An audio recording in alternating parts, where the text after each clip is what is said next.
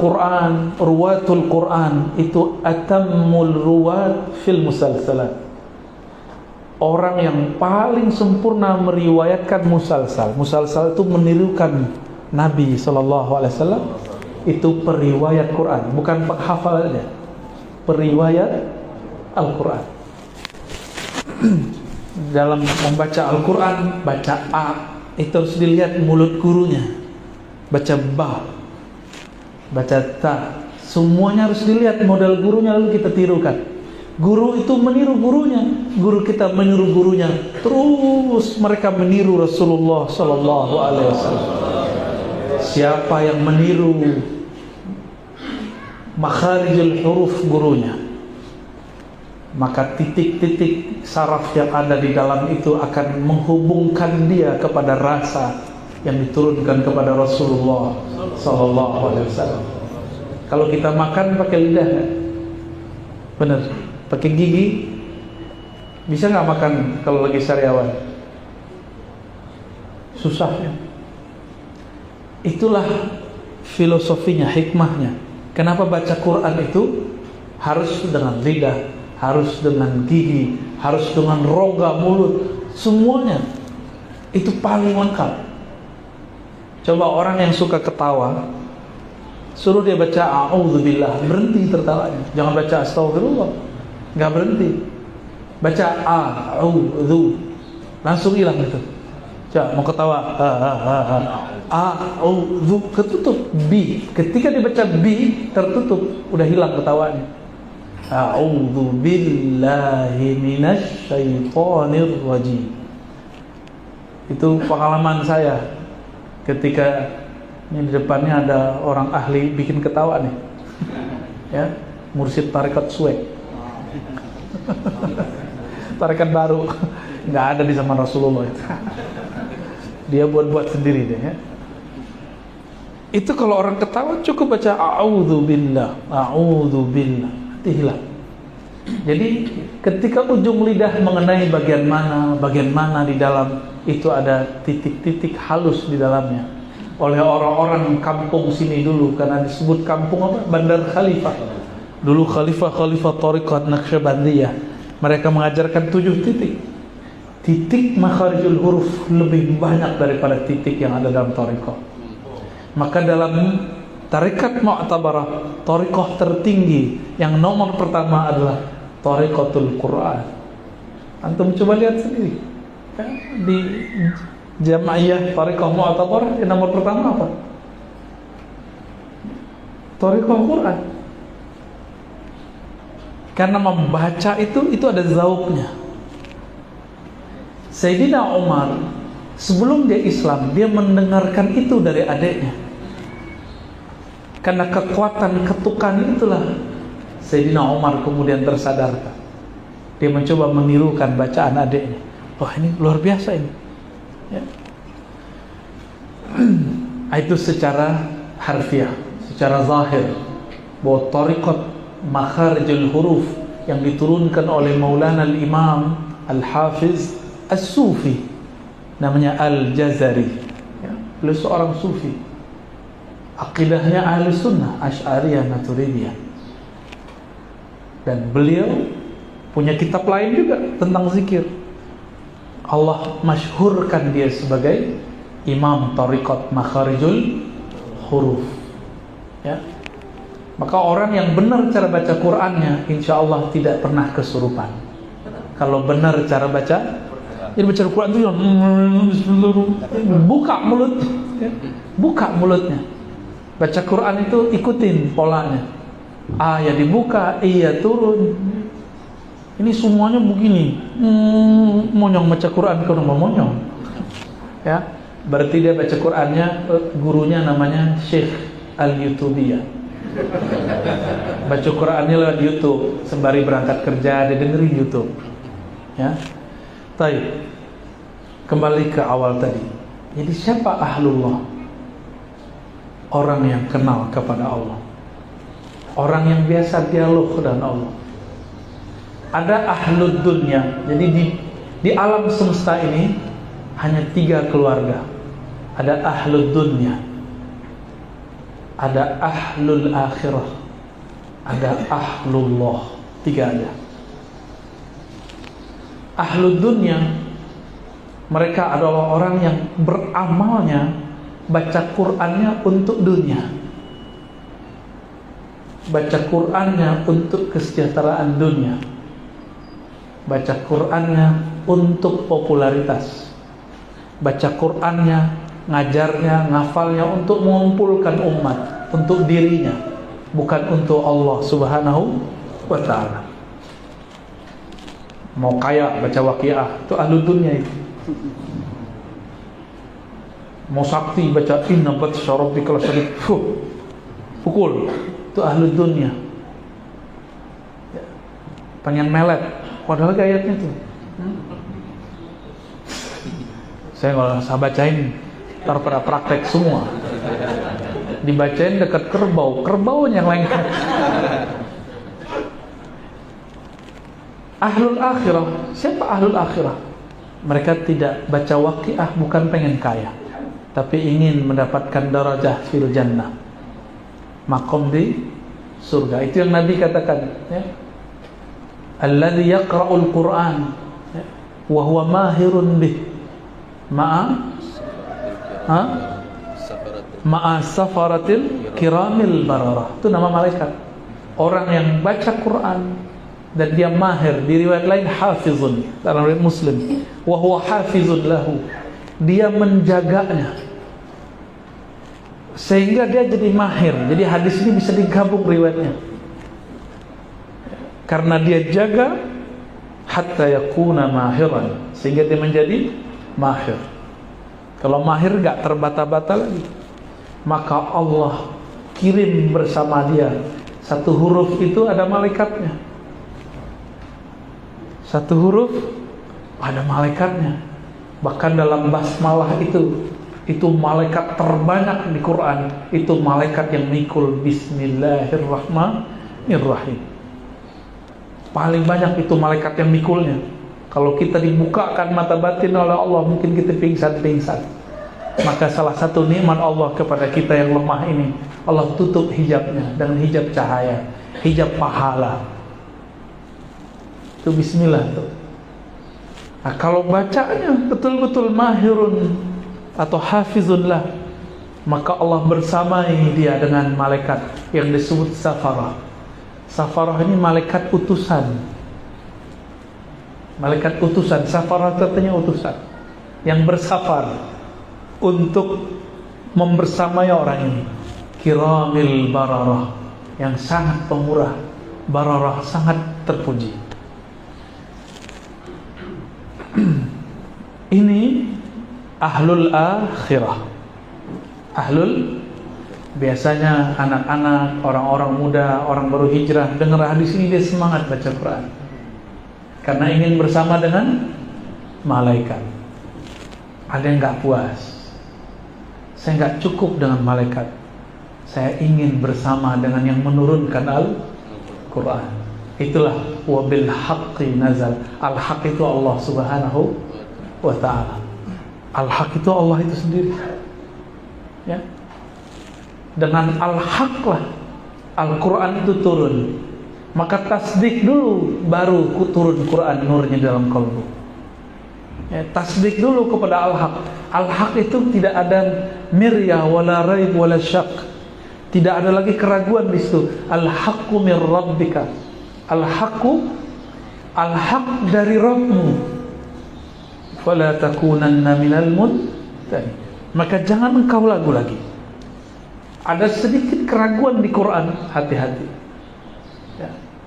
Apalagi yang mengatakan Quran belum sempurna, ya. Dia nggak sempurna, Quran yang dia tuduh.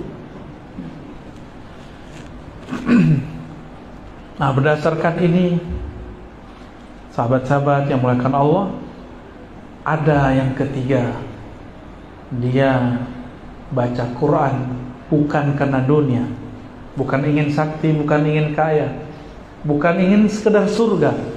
Dia ingin berkalam-kalam dengan yang punya surga. Bukan sekedar dibebaskan dari neraka, tapi dia ingin bersama dengan yang menciptakan neraka. Itulah ahlullah. Sehingga mereka ada yang berkata, ya Rob, seandainya engkau memasukkan kami dalam neraka-Mu, tidak masalah, yang penting engkau ridho kepada kami. Kalau Allah ridho mungkin gak masuk neraka? Gak mungkin ya. Nah, itulah mereka ahlullah wa khasatuh. Maka mereka ini setiap kali bertemu nama Allah di dalam Al-Quran pasti bergetar. Wajilat qulub, pasti ada getaran di kolbunya. Gak mungkin gak ada getaran di dalam kolbunya. Tapi jika getaran itu sudah kuat, sudah biasa, maka kolbunya akan tenang. Tsumma talinu juluduhum wa qulubuhum ila dzikrillah. Surat Az-Zumar, ya. Al-Quran yang Allah turunkan itu membuat kita bulu roma kita berdiri, jantung kita berdebar. Tapi kalau sudah dekat, awal-awal ketemu deg-degan, tahu deg-degan, berdesir. Awal-awal dulu Ustadz Thohir jatuh cinta, berdesir nggak Ustadz? Terasa ya, kayak mau copot jantungnya. Saya nggak bisa balas pantunnya beliau. Nanti Ustadz Thohir aja balas ya. Walaupun lahir di tanah Minang, tapi sudah nggak dapat cara berpantun, ya. Lidah sudah keluh. Tapi saya senang sekali dengarnya, kayak masuk ke alam mana itu. Tahun-tahun berapa gitu dulu ya. Itu baru pantun Melayu. Gimana Al-Quran? Lebih indah lagi. Indahnya bukan main. Hatta Nabi SAW yuhibbu ayasma' min ghairi. Nabi itu juga senang mendengar dari selainnya. Dipanggillah Ubay, penghafal Al-Quran. Turun ke Nabi, diturunkan ke Ubay. Apa kata Nabi kepada Ubay bin Ka'ab radhiyallahu ta'ala anhu? Wahai Ubay, ikra, bacakan kepadaku. Apa kata Ubay? Ya Rasulullah, apakah aku membacakan kepada engkau sedangkan Quran turun kepada engkau? Masyhur hadisnya, hadis Sahih Bukhari. Lalu Nabi mengatakan sallallahu alaihi wasallam, Allah memerintahkanmu untuk membacakannya kepadaku di satu redaksi. Apa kata Ubay? Samani Rabbi, Allah menyebut namaku. Karena Ubay ahlullah, dia kekasih Allah, disebut nama dia oleh kekasihnya, maka dia bergetar. Samani Rabbi, bergetar itu Ubay. Jadi dia bergetar dulu baru bisa baca Quran.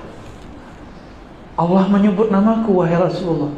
Nabi mengatakan na'am sallallahu alaihi wasallam.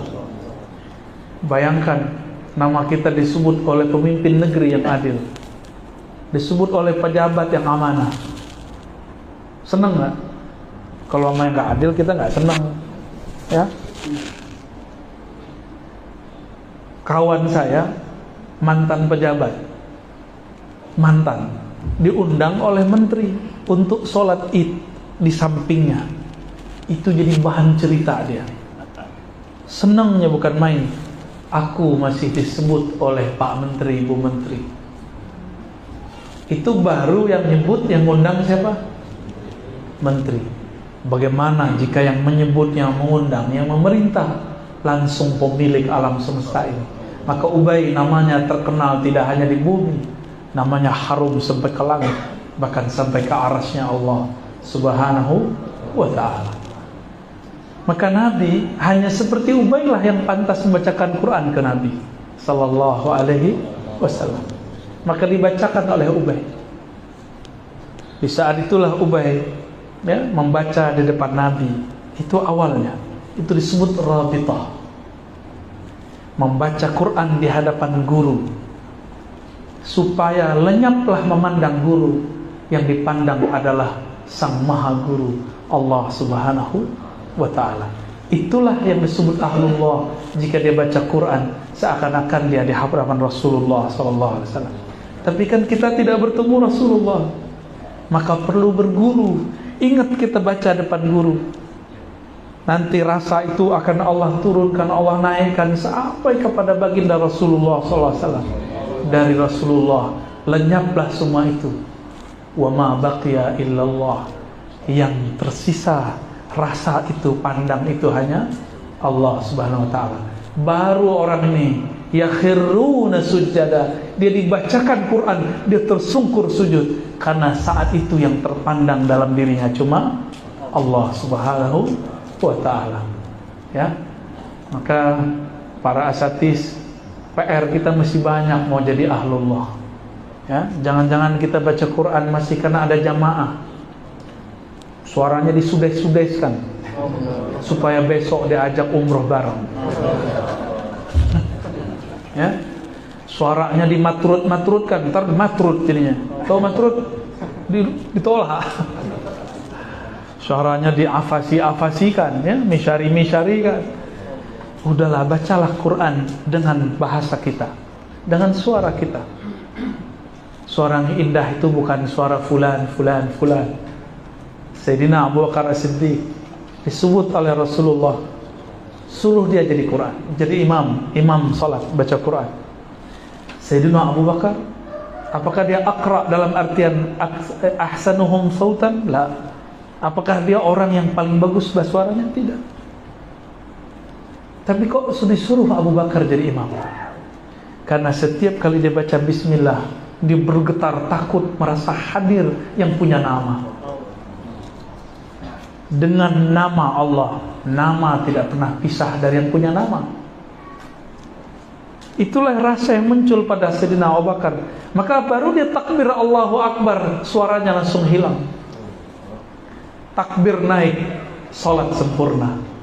Wusul dia kepada Allah Subhanahu wa taala. Maka dia baca Quran, suaranya seperti orang menangis, terisak-isak. Awal saya dulu selesai suluk 40 hari, saya baca Al-Fatihah, baru bismillah saya nggak sanggup. Baru paham, oh ini baru secercah, setitik rasa Abu Bakar As-Siddiq radhiyallahu taala anhu. Kita mau pindah ke Ar-Rahman, itu sudah nggak sanggup. Betapa besar dan beratnya nama itu. Oh, sekarang orang jadikan untuk musabaqah, boleh, tapi niatnya harus benar. Malah dijadikan bahan berdebat. Itu orang yang berdebat dengan ini nggak mengerti rahasia asma-asma di dalamnya. Maka PR kita banyak, Bu, ya, para asatidz, supaya menjadi ahlullah, ya. Jadi oleh-olehnya 3 itu: ahlud dunya, ahlul akhirah, ahlullah. Kita ahlu Quran yang mana? Quran yang ahlu dunya, orang baca Quran yang dia ahlul akhirah, suka cari-cari pahala, atau ahlullah, ya. Tinggal dipilih, mau dapat dunia dengan Quran, mau dapat surga dengan Quran, atau ingin bersama yang punya surga dengan Al-Quran. Semoga kita dihantar kepada yang ketiga. Itulah ahlullah wa khassah, ya. Kif yakfi fi as'ilah. Baik, fadhal istifsarat, fadhal. Nah, mungkin ada yang mau tanya, silakan, ya. Silakan, mungkin Bapak Ustaz yang di depan dulu kita utamakan, ya. Antum kita pilih, padakan sampai 10.30, ya. Bismillahirrahmanirrahim. Assalamualaikum warahmatullahi wabarakatuh. Assalamualaikum. Ada satu hal yang ingin saya katakan, Ustaz, dan banyak dipertanyakan oleh umat juga. Rasulullah Isra Mi'raj membawa risalah sholat, dan dipertanyakan masyarakat bagaimana sholat Rasul sebelum Isra Mi'raj, berapa waktu sebelumnya. Kemudian yang kedua, pada surah Al-Fil itu ada namanya burung ababil. Ketika burung itu memegang atau menggenggam batu sijil, pertanyaannya, dari manakah asal burung tersebut? Apakah burung dunia atau burung akhirat? Karena logikanya menjatuhkan batu sijil itu tembus sampai ke pasukan Abraham. Ini suatu pertanyaan yang mungkin yang di luar pemikiran kita, tapi mudah-mudahan ingin penjelasan. Terima kasih. Assalamualaikum warahmatullahi wabarakatuh. Waalaikumsalam. Saya kira dijawab Buya dulu, ya, kalau ada waktu. Saya jawab yang pertama aja. Jadi jatahnya satu pertanyaan. bagaimana cara sholat baginda Rasulullah SAW sebelum Isra Mi'raj. Rasulullah itu sudah kenal Allah sebelum alam ini ada.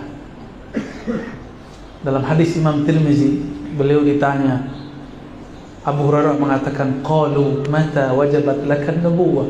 Hadis Tirmizi, hadis sahih. Wahai Rasulullah, kapan engkau ditetapkan jadi nabi? Nubuwah itu al-ilmu billah, pengetahuan tentang Allah. Lalu Nabi mengatakan, Adam baina ma'in wa tin. Adam belum dicipta, masih tanah. Aku sudah diangkat jadi nabi. Sudah sholat beliau. Tapi sholat di alam, di masa-masa sebelum alam ini ada, sholat alam ruh, sholat azaliyah, itu berbeda dengan sholat yang ada sekarang. Cuma intinya sama.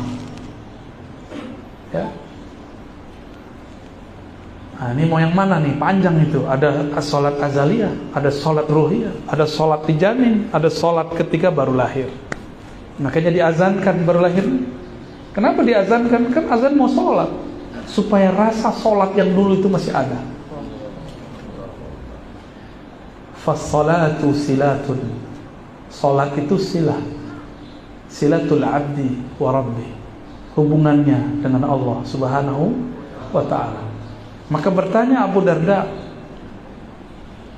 bagaimana engkau tahu? Kaifa tadri? Ya, atau ma sya'nuka ya Nabi?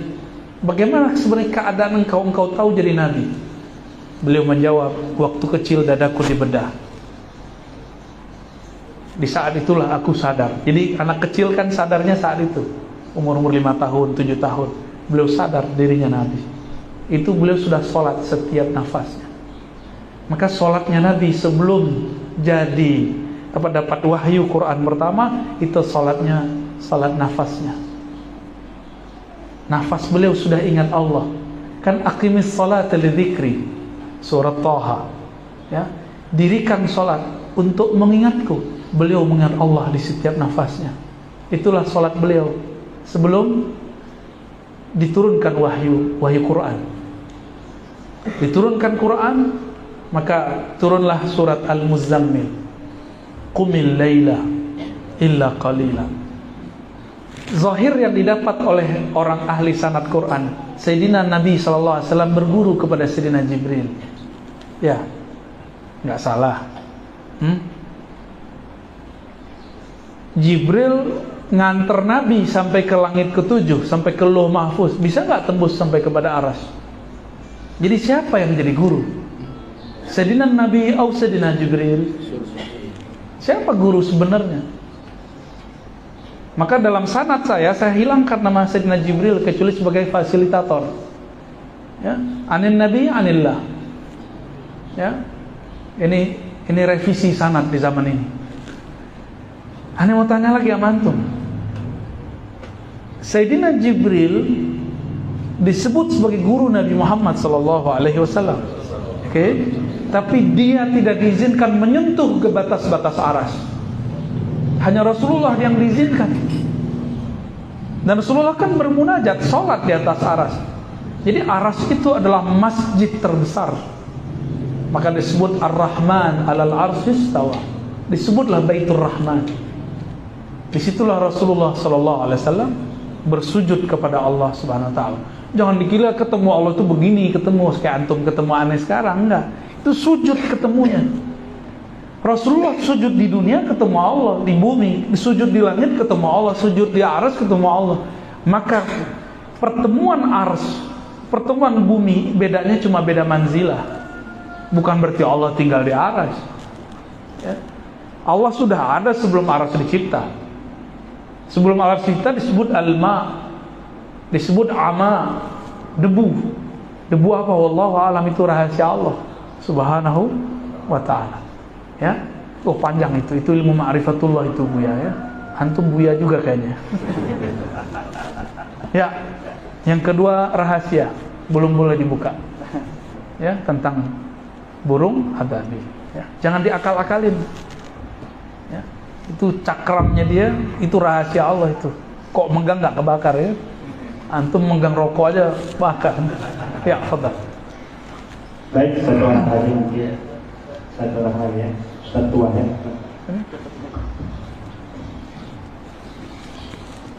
Assalamualaikum warahmatullahi wabarakatuh. Assalamualaikum. Alhamdulillah ya, kita mendengarkan ya sajian ilmu yang cukup merasakan sentuhan jiwa juga bagi kita semua. Saya ingin bertanya tentang persoalan lagu Al-Quran, karena ini menurut saya harus kembali didudukkan. Ada beberapa redaksi yang saya baca, menurut ulama bahwa lagu Al-Quran itu muncul tanpa diawali dari notasi-notasi nada. Karena menurut ulama lagu Al-Quran itu hadir ketika seseorang beribadah kepada Allah. Jadi kalau melihat redaksi ini, lagu Al-Quran itu muncul secara tidak diawali dengan teori begitu. Jadi lagu itu muncul ketika seseorang beribadah kepada Allah sehingga menjadi indahnya bacaan Al-Quran. Pertanyaannya, sekarang lagu ini kan berkembang, ada Bayati, Sabah, Hijaz dan Nahaw dan sebagainya, dan bahkan ketika hari di MTV kan seakan-akan lagu ini menjadi dominasi utama bagi penilaian Dewan Juri, sehingga lagu ini sudah digiring kepada pengembangan segera. Apakah dia ya ini maksudnya apakah lagu ini ada pembatasannya? Oke, baik. Ya. Seperti apa begitu? Terima kasih. Ketika Sayyiduna Nabi SAW beliau malam hari, jadi Nabi itu malam hari suka belusukan, melihat sahabat Nabi lagi ngapain. Di satu gang terdengar suara yang merdu sekali. Ternyata itu suara Sayyiduna Abu Musa al-Ash'ari. Maka Nabi tertegun dan diam. Bayangkan jika Nabi Daud baca Mazmur atau Zabur, yang berhenti malaikat, angin, tumbuhan, hewan, semuanya berhenti.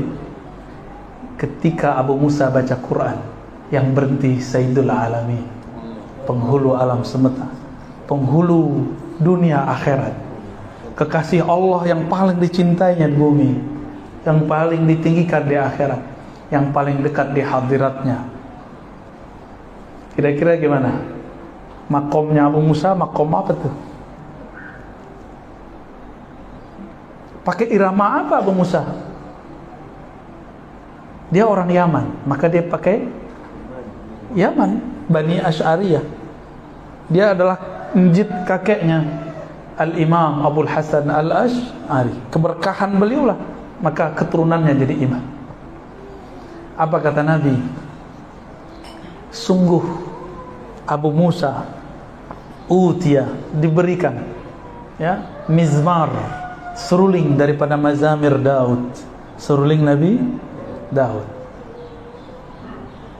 Pakai irama apa? Adakah Nabi membatasi? Tidak.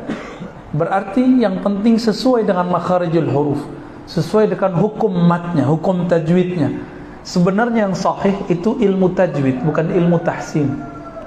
Tapi tajwid itu artinya tahsin. Saya berharap nih para kiai, para ustadz jangan ngikut orang awam lah istilahnya tahsin-tahsinan. Kembalikan namanya kepada tajwid. Ya. Tajwid bersanad, hidupkan nama itu. Ya. Jazariyah kan antum pada punya semualah sanadnya. Yang ahlul Quran pasti punya sanad Jazariyah. Ke Imam Jazari. Itu cukup.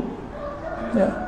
Saya sangat takjub sekali dengan isinya, detail, setiap huruf dijelaskan dengan sedetail mungkin, dan tidak ada agama sebelum ini, sebelum agama Nabi Muhammad SAW yang detail cara membacanya. Makanya ketika ada kitab suci sebelah dulu dibaca dengan irama Mbak Yati, Mbak Nawa itu Abang Hijaz itu kayak saya mau mual dengernya, karena makharijnya nggak cocok ya, makharijul hurufnya nggak pas, matnya nggak pas ya, ala-ala dia aja ya. Ketika dulu orang-orang Arab ahlul Qurra ini sholat di Mekah, Mereka mendengarkan orang-orang dari kampung Nahawan baca, kok indah sekali. Dia sholat, baca Quran, indah sekali. Orang Arab itu dengar sekali irama bisa langsung hafal. Maka ditirulah irama itu, jadi namanya Nahawan. Ya. Mekah Madinah itu disebut Hijaz. Hijaz ini ada pegunungan, ada kebun. Maka Hijaz Makkah beda iramanya dengan Hijaz Madinah, lebih kenceng ahlul Makkah. Ya. Maka orang Mekah kalau ceramah, orang Hijaz itu kalau ceramah itu bisa bikin kita tidur. Suaranya itu enak, masuknya ke dalam alam memori kita. Ya. Enak mereka kalau baca. Begitulah terus. Itu semua diambil dari ulama-ulama qurra yang mereka datang dari kampung mana bawa irama sendiri. Orang kampung Bandar Khalifah kali punya irama sendiri. Kalau di kampung saya irama saluang. Ya. Itu guru-guru tua dulu baca Qur'annya kayak seperti dengerin saluang. Ternyata saluang itu bukan dari sini juga, ada juga di Turki, ada juga di Persia, ada juga di tanah Arab sana. Ada Syekh Sa'ad Al-Ghamidi, tahu ya? Saya waktu puter itu di rumah dulu masih mengharamkan musik, jadi cuma ada Quran, nggak ada nasyid, nggak ada. Bapak saya bilang, itu suara kok kayak kakek ente dulu baca katanya. Jadi dulu Sa'ad Al-Ghamidi baca Quran itu ternyata irama orang kampung dia. Dulu orang-orang kita kalau pulang dari Mekah baca Qurannya mirip dengan Sa'ad Al-Ghamidi. Contoh. As-Sudais kan baru-baru ini ya. Sudais itu cukup untuk didengerin aja, jangan dijadikan i'timad kalau mau tajwid. Ya, tajwid langsung ke ahlinya. Ini kan ada ahlinya, langsung dibenerin. Kalau nggak terbunyinya sama, mulutnya beda. Nanti agak bengang-bengang dikit. Hurufnya nggak ke hidung, keluarnya ke hidung. Ya, maka hidungnya kembang-kempis satu. Udahlah pesek ya, kembang-kempis. Jadi coba jatuhkan diri kita di hadapan guru, maka kita akan menerima darinya. Jadi irama-irama tadi itu dibolehkan oleh sebagian besar ulama kita. Dulu guru saya Syekh Aiman Syawwa, bukan Aiman Suwaid ya. Ini sekampung mereka sama-sama dari Suriah. Itu baca Quran. Dulu saya sempat belajar kecil itu belajar munaghamat namanya. Ya, itu munagham. Berirama. Ada ketukannya, ada notesnya. Lalu mengharamkannya. Biasa ketemu kelompok sebelah. Shadaqallahul azim aja bid'ah dulu ya. Serius. Tapi batin ini nggak bisa nolak bahwa suara ini bagus. Bahkan guru kami di awal-awal kami ngaji, Syekhuna Ali Mustafa Yaqub, itu dulu memakruhkan baca Quran dengan munaghamat. Tapi lama-lama beliau membolehkannya. Syekh Aiman Syawwa, guru kami, membolehkannya. Bahkan belum mimpin sholat dengan irama. Tapi kalau Syekh Aiman Suwaid nggak mengizinkan. Bagi beliau yang penting makharijul huruf. Maka saya sarankan adinda yang santri-santri jangan pentingkan irama dulu, makharij dulu. Ya, khatamkan Jazari kalau bisa 2 kali 3 kali sampai betul mutafannin fasih, baru belajar irama. Jangan kebalik, irama dulu baru. Jangan kebalik ya. Yang disuruh itu makharijnya. Nanti orang yang baca dengan makharij, iramanya akan indah sendiri. Insya Allah. Orang-orang kayak beliau ini telinganya sensitif. Ya. Kalau bunyinya nggak sesuai, itu bisa terganggu sholatnya. Jangan ganggu sholat guru-guru kita ya. Khalas. Wahai kawan Buya, ini ada satu lagi supaya pas. Assalamualaikum warahmatullahi wabarakatuh. Ya, bagaimana cara wusul ilallah dalam perantara Al-Quran? Usul kepada Allah dengan Al-Quran. Al-mar'u ma'a man ahabba. Seseorang akan ma'iyah, muraqabah ma'iyah namanya. Akan selalu bersama dengan yang dia cintai. Cinta Quran enggak? Cinta. Tapi kok dengerin popnya lebih sering? Ya. Cinta Quran? Pagi tadi baca nggak? Antum baca kok tadi waktu sholat subuh? Minimal. Tapi kalau bisa ada tambahannya, ya. Maka seorang itu harus punya wirid Qur'ani. Disitulah kalau antum nggak bisa, ambillah wirid ulama, wiridul latif, kan dimulai dari Quran, ya. Ratibul Haddad, Ratibul Attas, itu kan wirid-wirid Qur'ani, kemudian ditambahkan sunnah Nabi dan zikir-zikir para ulama. Itu cara untuk memagar diri dengan Quran, ya. Jadi cintai Quran, bawa dia kemana-mana, ya. Itu satu. Yang kedua, kenapa baca Quran tidak terasa usul padahal sering khatam? Karena antum membacanya dengan nafsu. Nafsu pengen dapat pahala. Satu huruf 50 pahala. Berarti baca Quran masih bersyarat. Orang cinta tiada syarat, ya. Orang yang sudah cinta nggak ada syarat sama dia. Yang penting aku bisa baca Quran. Quran itu law anzalna hadzal Quran ala jabalin la ra'aitahu khashi'an mutasaddian. Itu gunung apa namanya kalau di kita yang lagi meledak di sini? Juga di sini, yang di sini. Sinabung. Sinabung itu bersambung-sambung terus dia meledaknya. Ya. Tapi sekarang yang kasihan Semeru lebih ini. Diturunkan Al-Quran kepada gunung, itu dia bergetar. Dia akan tunduk, bahkan hancur, bisa jadi longsor. Antum nggak lebih kuat daripada gunung, ya kan? Tolonglah ya begini wajahnya. Ya, baru ngaji 1 jam udah lemas. Ya. Itu diturunkan kepada kita. Loh kenapa? Ternyata Al-Quran itu cocok kepada orang yang elastis kolbunya. Maka kolbu itu disebut kolbu karena dia bisa berubah-ubah. Dia layyin, bisa dibentuk kolbu itu. Kalau kolbu sudah kasat, qulubuhum, sudah kesat kolbunya, sudah kasar, gak bisa lagi dibentuk. Gunung udah gak bisa dibentuk, begitu aja dia, ya. Alam semesta ini udah gak bisa diapa-apain. Dia sudah begitu dari sana, syakalnya, surahnya. Maka Allah pilih manusia yang bisa berkembang, ruhnya, kolbunya.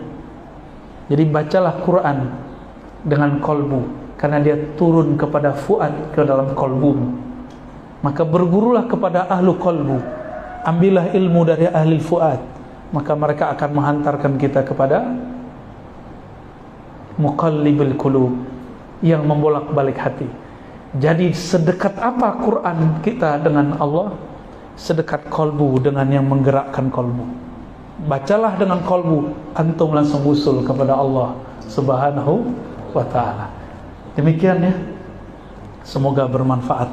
Mari kita tutup dengan doa. Astaghfirullahaladzim, astaghfirullahaladzim.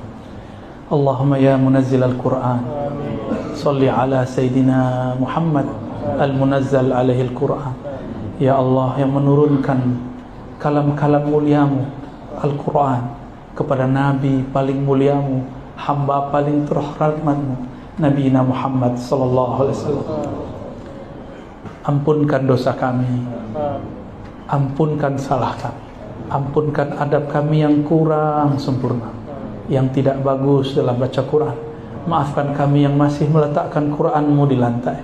Maafkan kami yang masih mendiamkan Quran-Mu di dalam lemari, yang hanya menjadikan Quran sebagai penghias-penghias rumah. Allahumma ya Rahman ya Rahim ya Karim ya Azim, ya Ghafur ya Ghaffar, ya Karim ya Karim. Ya Allah yang Maha Pemurah ya Karim. Kami ini ya Allah banyak bermaksiat kepada Engkau. Kami ini banyak salah kepada Engkau, banyak durhaka kepada Engkau. Tapi ya Allah, Engkau tetap jadikan kami sebagai umat Nabi Muhammad sallallahu alaihi wasallam. Engkau masih izinkan kami berkumpul mendengarkan kalam-kalam. Engkau masih izinkan telinga yang sering mendengarkan kalam-kalam yang jorok, otak kami yang sering menyimpan memori-memori yang kotor, lidah kami yang sering berkata kasar dan sangat tidak mulia, masih Engkau izinkan melafazkan kalam-kalam.